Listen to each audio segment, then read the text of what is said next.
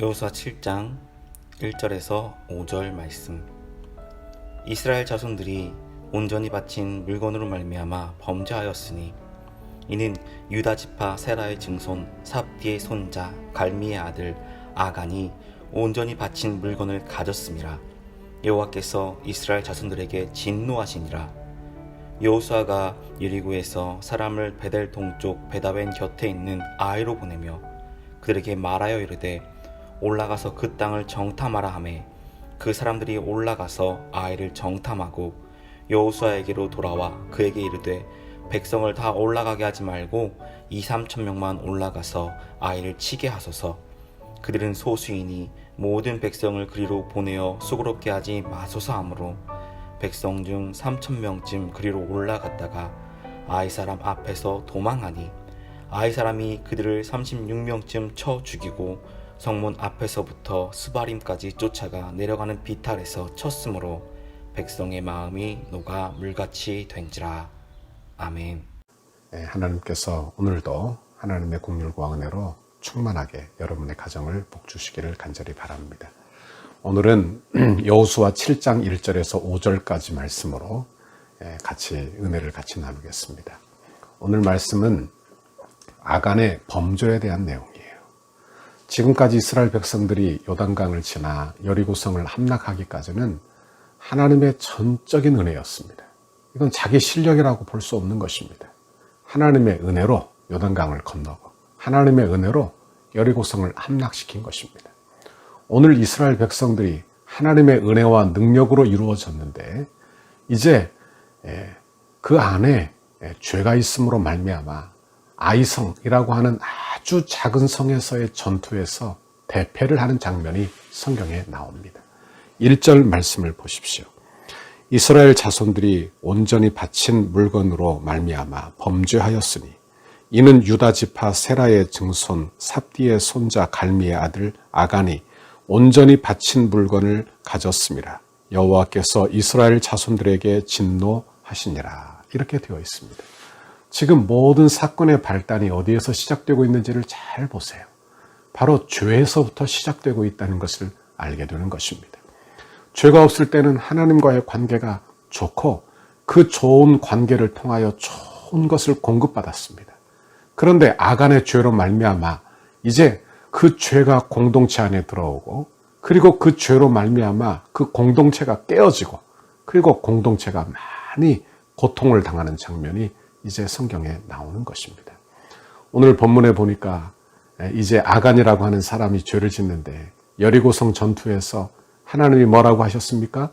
금은, 동철 이런 것은 다 하나님의 곳간 안에 드리고 나머지는 진멸하라고 했어요. 그런데 이 하나님의 곳간 안에 드려야 될 것들을 욕심을 내고 탐욕을 내게 된 것입니다. 여러분, 우리에게도 다 탐심이 있죠. 탐심은 하나님을 인정하지 않는 죄라 그렇게 말씀드릴 수 있는 것입니다.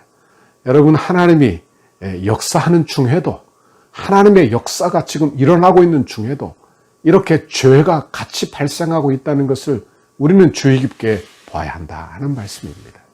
우리가 은혜 받고 있는 중에도 하나님의 역사가 진행되고 있는 중에도 우리 가운데 죄가 싹들 수 있다는 사실을 말씀드리는 거예요. 그러므로 우리는 주의해야 합니다. 그리고 조심해야 될 필요성이 있다는 말씀입니다. 아간이 죄를 짓게 된 원인이 무엇일까요? 그것은 아마 탐심 때문이었을 것입니다. 또한 설마 하나님이 이것까지 아실까? 아무도 모르게, 자기 식구도 모르게, 아마 자기 아내도 모르게 자기 사는 그곳에 땅을 파고 그렇게 묻어두었어요. 아무도 모를 것이다. 하나님도 모를 것이다 생각을 한 것입니다. 여러분, 그러나 하나님은 아간의 범죄 모두를 알고 계시는 것입니다. 그가 무엇을 숨겼는지 그리고 그가 어디에 무엇을 어떻게 숨겼는지 다 알고 계시는 거예요. 여러분, 하나님이 우리를 다 알고 계시는 줄 믿습니다. 성경에 보면 우리를 긍휼히 여기신다 했는데 우리가 단지 먼지뿐임을 기억하심이로다. 그렇게 시편에서 말씀하는 장면이 성경에 나옵니다. 여러분, 우리 하나님은 내가 어떤 상태에 있는지, 내가 지금 어떤 죄를 짓고 있는지, 그리고 내가 어떤 죄를 몰래 지었는지 모두를 아시는 분이 나의 하나님, 나의 구주세요. 그러므로 여러분 사단 마귀의 속임에 넘어가지 말고 어둠에 넘어가지 말고 하나님을 인정하는 저와 여러분의 신앙이 되어 하나님 앞에 늘 회개하고 자복하는 그런 믿음을 회복하는 저와 여러분의 오늘 하루가 될 수 있기를 간절히 바랍니다. 여러분 유혹에 넘어가면 어떻게 돼요? 죄를 짓고 또 죄 때문에 무뎌지게 돼요. 한번 죄를 지고 나면 두세 번은 더 우습습니다. 그러니 자꾸 죄 짓는 자리에 일어가게 되는 거예요. 그리고 그 죄가 급속도로 퍼져나간다는 것을 우리는 알 수 있다. 그런 말씀입니다. 여러분 오늘 이 아간의 죄를 범하는 이유가 무엇입니까? 그는 자신의 행동이 이스라엘에게 얼마나 끔찍한 그런 영향을 미치게 될 것인지 생각도 못하고 있는 거예요.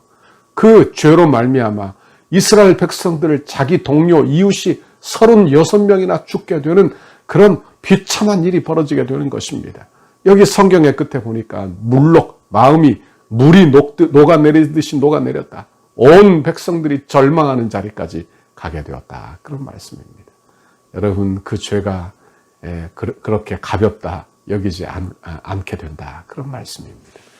여러분 우리도 하나님 앞에 죄 짓고 살지 않고 여러분 우리도 늘 회개하며 말씀에 순종하고 그렇게 하나님과의 관계를 복되게 하여 주님과 동행하는 저와 여러분의 신앙생활이 되기를 간절히 바랍니다. 만약에 하나님께서 아간의 범죄를 묵인했다면 어떻게 되었을까요? 아마 너도 나도 다 그렇게 범죄를 했을 것입니다. 그러면 보십시오. 그들이 거룩한 주의 백성이 되고 하나님의 말씀에 순종해야 되는데 그렇게 하지 않고 죄를 범하는 민족이 되었다면 그들은 출애굽할 이유도 없고 가나안 땅에 들어갈 자격도 없는 것입니다. 그렇죠. 여러분 우리도 이 땅에 살면서 죄를 늘 회개하고 그리고 죄에서 멀리 떠나고 하나님 주시는 긍휼과 은혜를 바라는 저와 여러분의 신앙생활이 되기를 간절히 바랍니다. 또 중요한 것은 오늘 이 아간의 범죄는 이스라엘 가운데에 임재하시는 하나님의 능력을 막아서 이스라엘 전체를 망할 수도 있게 한다는 것을 우리가 또한 기억해 볼 필요가 있는 것입니다. 성경은 우리에게 뭘 가르쳐 줍니까? 이스라엘 백성들이 하나님의 능력으로 사는데 그 능력이 언제 사라지느냐? 성경을 잘 보십시오. 그들이 하나님의 백성이 우상 숭배할 때 그리고 죄 가운데 빠져 있을 때 그 상태가 그들의 공동체를 위태롭게 한다는 것을 알게 되는 것입니다. 그러나 반대로 그들이 바른 진리와 말씀 가운데 들어갈 때 어떻게 됩니까? 하나님은 그들을 선하게 이끄시고 하나님의 긍휼과 은혜를 베풀어 주시는 것입니다.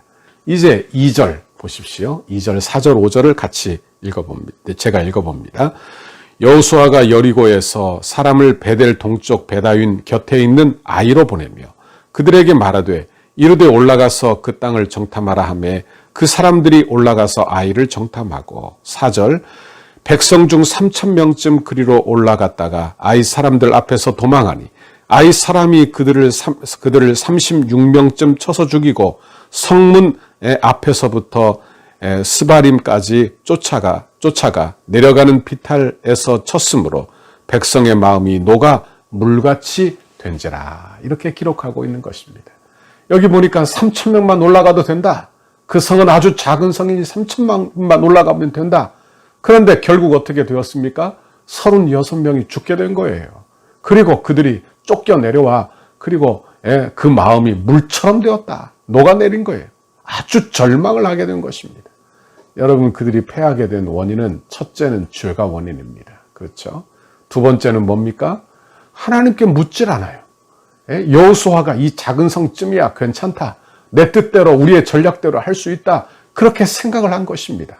여러분 그러나 그렇지 않지요. 그 전쟁 전체는 하나님께 속해 있다는 것을 우리가 알아야 하는 것입니다.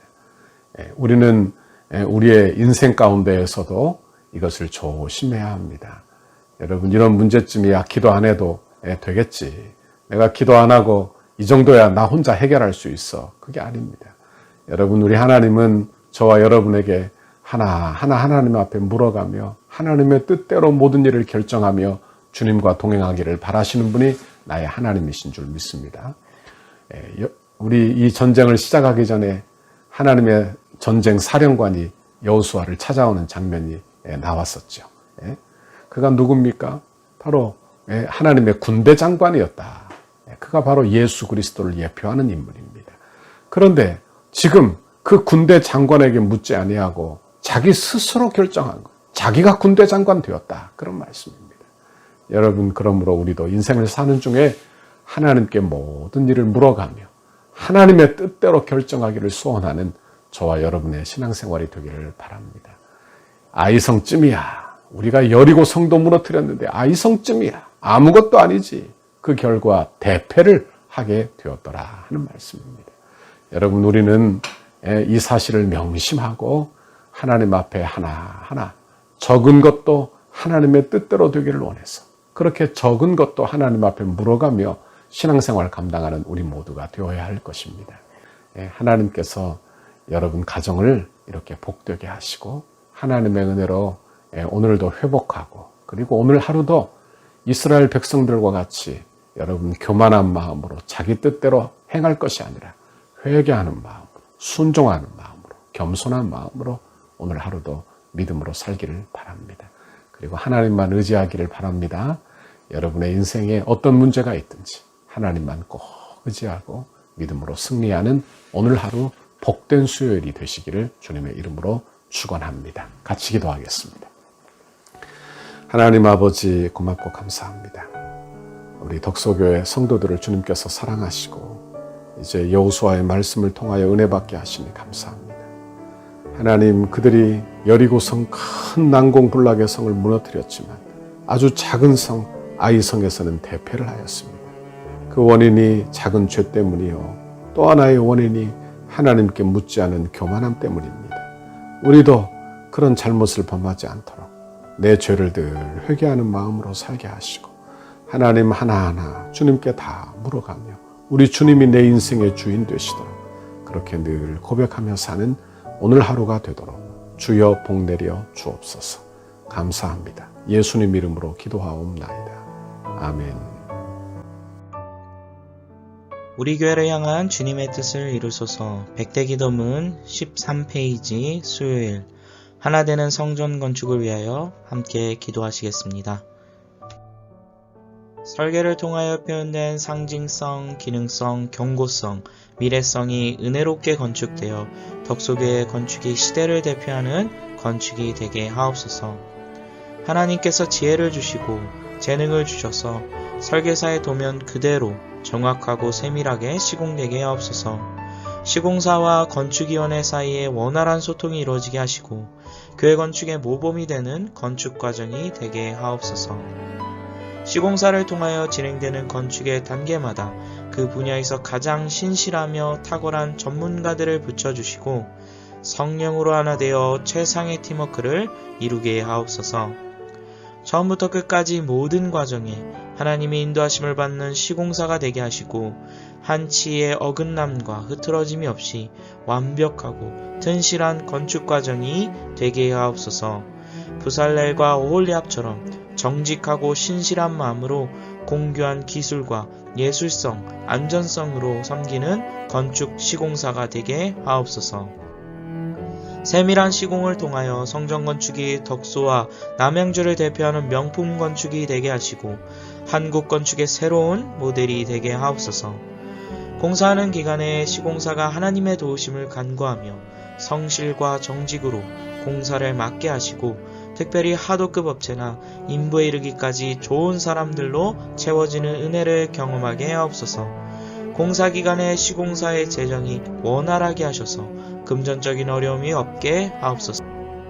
건축에 조금의 차질이 없도록 모든 건축 자재가 잘 준비되게 하시고 일기와 환경까지도 하나님께서 섭리하여 주셔서 물 흐르듯이 진행되는 건축이 되게 하옵소서. 시공 과정 중 건축에 대한 의견을 나누고 상황을 점검할 때마다 막힘없는 소통이 이루어지는 행정이 되게 하옵소서. 건축이 진행되는 동안 우리 교회를 통해 넘치는 은혜와 복을 받아 사업이 더욱 번창하게 하시고 기쁨으로 건축에 동참하는 업체 되게 하옵소서. 시공사의 모든 직원들이 성전 건축을 통해 하나님을 알게 하옵소서. 시공사가 교회를 건축하면서 더욱 많은 일거리가 생겨나게 하시고 교회의 건축을 즐거움으로 감당하게 하옵소서.